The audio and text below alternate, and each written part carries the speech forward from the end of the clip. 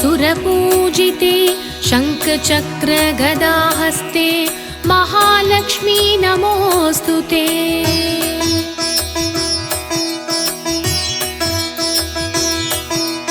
नमस्ते गरुडारूढे कोलासुरभयङ्करी सर्वपापहरे देवी महालक्ष्मी नमोऽस्तुते।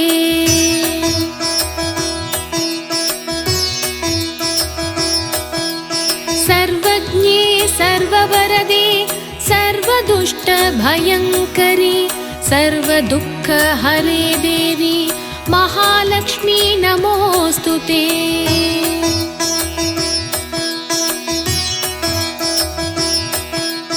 सिद्धिबुद्धिप्रदे देवी भुक्तिमुक्तिप्रदायिनी मन्त्रमूर्ते सदा देवी महालक्ष्मी नमोऽस्तुते।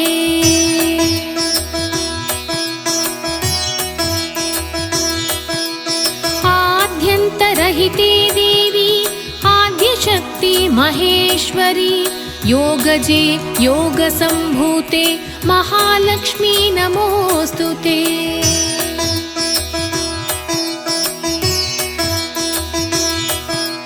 स्थूलसूक्ष्म महारौद्रे महाशक्ति महोद्धरे महापापहरे देवी महालक्ष्मी नमोऽस्तुते।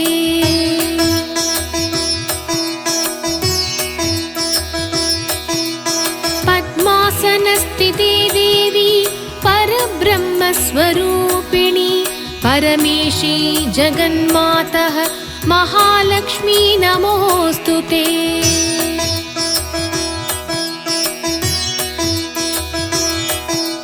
श्वेताम्बरधरे देवी नानालङ्कारभूषिते जगस्थिते जगन्मातः महालक्ष्मी नमोऽस्तुते।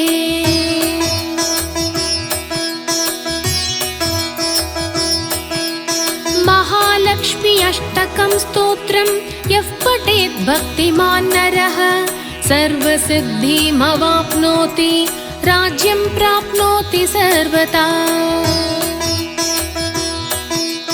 एककाले पठेन्नित्यं महापापविनाशनं द्विकालं यः पठेन्नित्यं धनधान्यसमन्वितः।